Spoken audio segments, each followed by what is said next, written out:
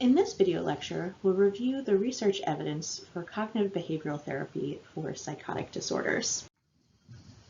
When Aaron Beck developed cognitive behavioral therapy, he suggested that it would be effective for a really wide range of disorders, and he explicitly suggested that the only disorder that he couldn't imagine CBT working for was schizophrenia and other psychotic disorders.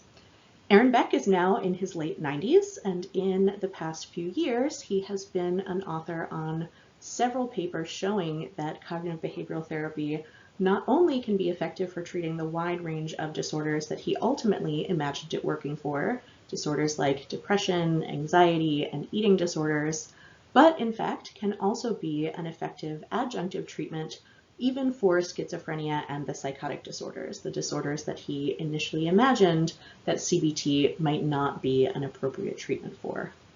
So cognitive behavioral therapy for schizophrenia and other psychotic disorders is an adjunctive treatment that is often used for residual symptoms. So cognitive behavioral therapy is not a primary treatment for psychosis. Typically, individuals who are receiving CBT for psychotic disorders are on medication, and the cognitive behavioral therapy is used as a supplemental therapy to help address residual symptoms and quality of life. It may be used to increase compliance with pharmacological treatment. So one significant difficulty with many of our antipsychotic treatments is poor treatment compliance, that an individual will start taking the medication when they're in the middle of a psychotic episode, but that when their symptoms resolve, particularly if they are having significant side effects, that they will discontinue their medication and then experience another psychotic episode.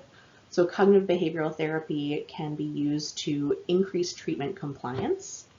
And it can also be used to reduce the effects of ongoing symptoms on mood and functioning.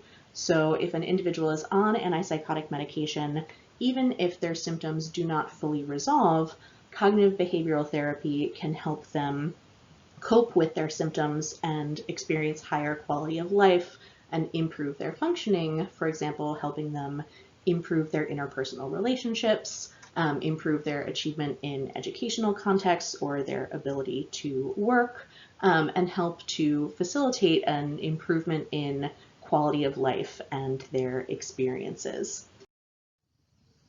I'm going to show you findings from one of the early trials evaluating the efficacy of cognitive behavioral therapy for schizophrenia and other psychotic disorders. This was a study that was conducted with patients in the United Kingdom. It was a study with 422 patients, and these patients were randomly assigned to one of two conditions. All of these patients were on antipsychotic medications and were receiving typical community care and management of their medication in the local healthcare system. So half of the participants were randomized to receive treatment as usual, so they stayed on their antipsychotic medication and they continued to receive care and medication management through their local healthcare system.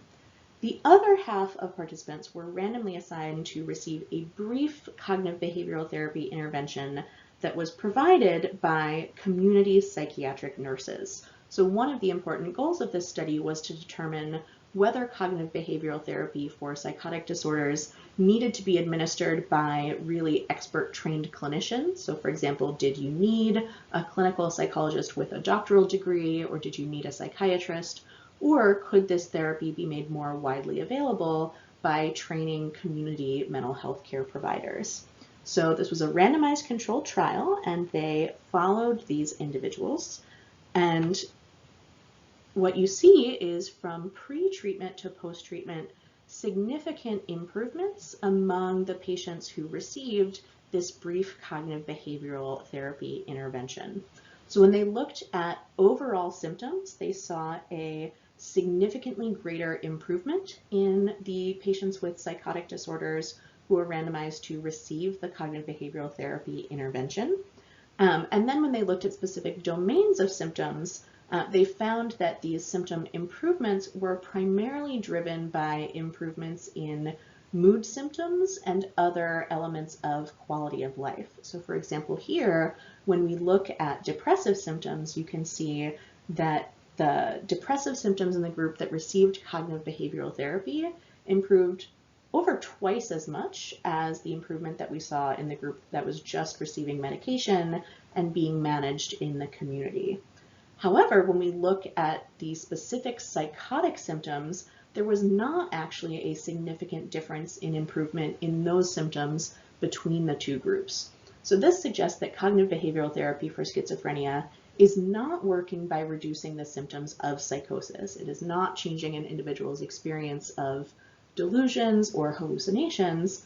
However, cognitive behavioral therapy can be effective for helping address some of the other symptoms. So for example, negative symptoms and also behaviors that affect quality of life, things like social withdrawal or difficulties in educational or occupational functioning, and that the improvement in those related symptoms and in quality of life can overall lead to really significant improvements in quality of life and experiences among individuals who receive CBT as an adjunctive treatment along with antipsychotic medication.